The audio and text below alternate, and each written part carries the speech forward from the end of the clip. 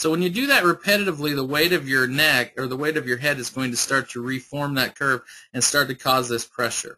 But in most cases, it's been from some kind of acute trauma.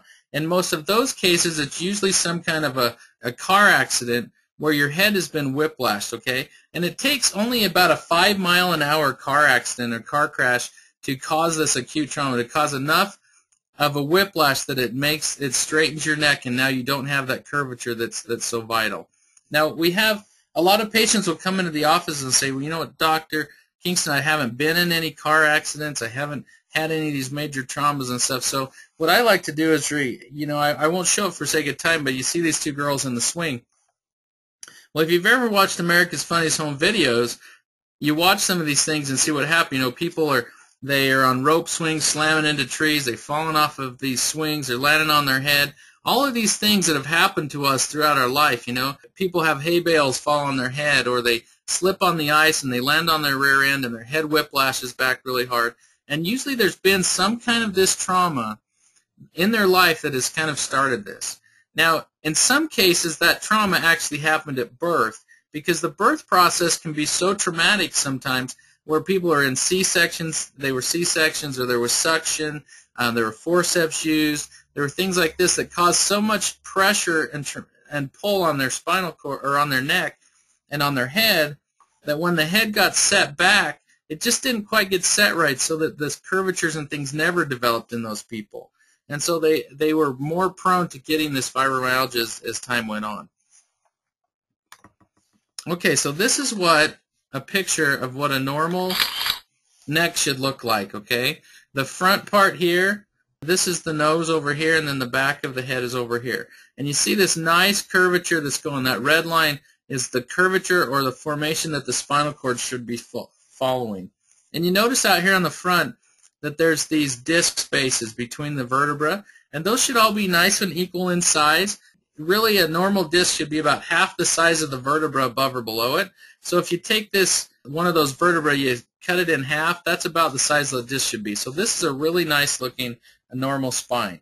Now this is an abnormal spine. This is a spine that I usually see somewhere in between normal and this one, or even worse, is where fibromyalgia patients are.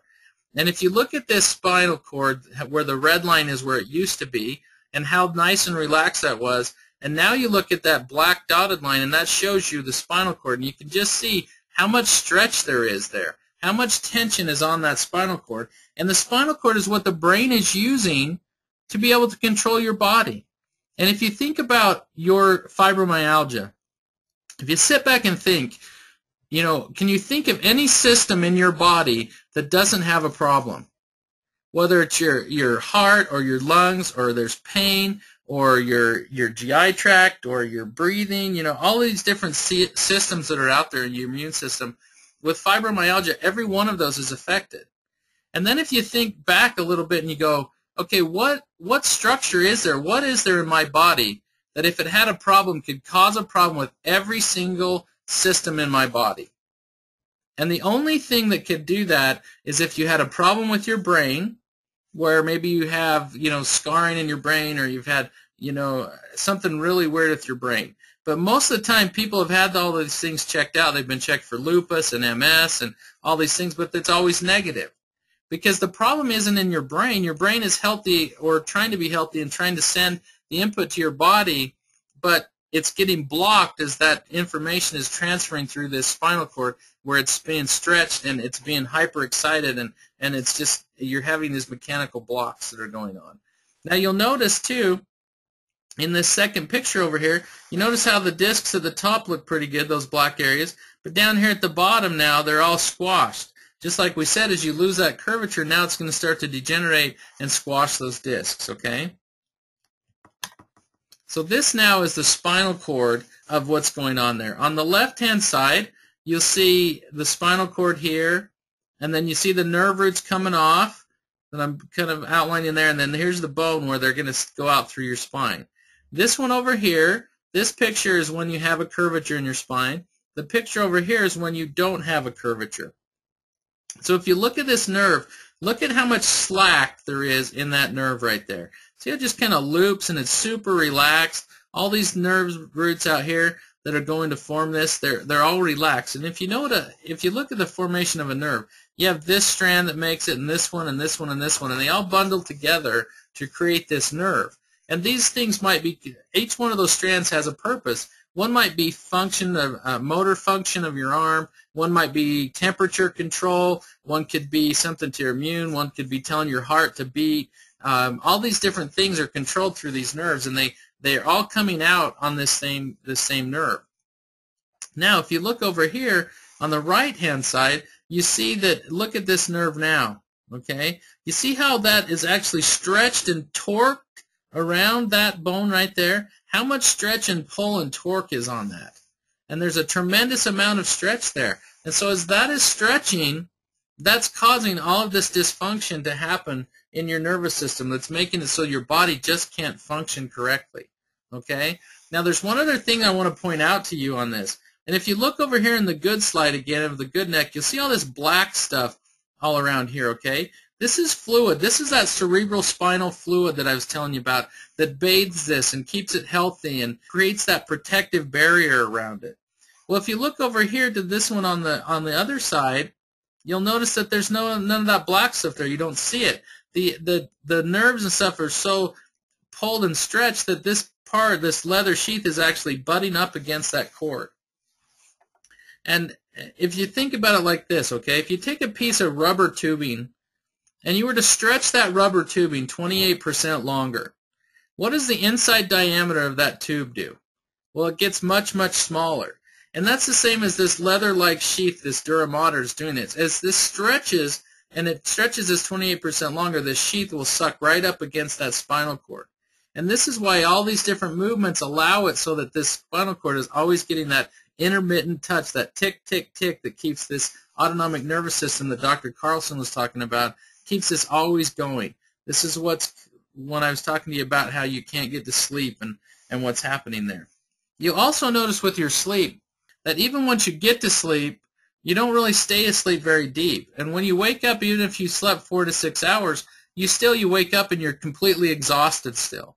And the reason for that is with this autonomic arousal that's always happening, as you turn your head, even when you're kind of asleep during the night and stuff, you're constantly keeping this aroused, so you never actually get into what's called stage 4 sleep. Stage 4 sleep is when your body heals. It's when your nervous system heals.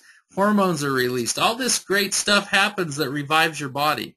Well, you never actually get into that sleep because your autonomic nervous system is constantly bombarded all through the night. So you finally get to sleep. Maybe you're using drugs to get to sleep. You wake up in the morning and you're still completely exhausted. Okay, so I want to show you a few pre- and post x-rays of patient examples.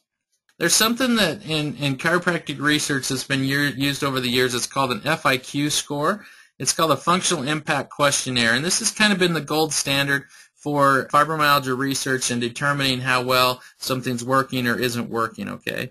And so that's rated, and there's a 0 to 100 scale where 0 would be no pain, 100% pain-free, where 100 would be very, very bad and very, unhealthy and a really bad fibromyalgia, okay? What I did when I started to do research with this is I went out and I stood in front of the post office, and I just randomly gave out 20 of these FIQs, and I asked people who were doing it. First I asked them, do you have fibromyalgia? If they said no, then I let them fill out this thing because I wanted to know what healthy or people who considered themselves healthy, what they would score on this. And they averaged about a 13 when I did this. And so in my opinion, anything around a 13, to make it easy, like a 15, that's a pretty normal function. When I take the FIQ score, I scored about a 15, okay? So that's just to help you put this into perspective.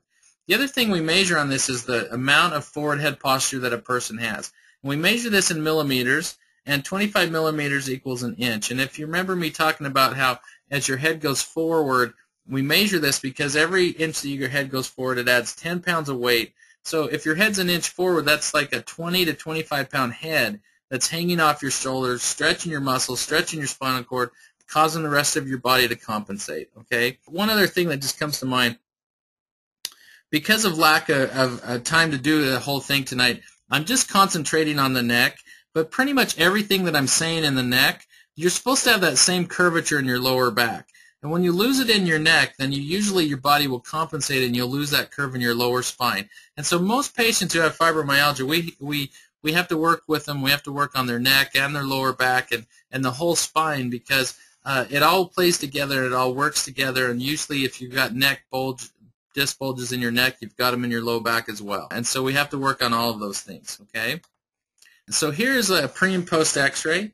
You see here on the left how instead of a nice curvature, this person's straight and even headed forward. They're 39 millimeters forward. And we measure that by dropping this plumb line down off of here and measuring that distance, okay?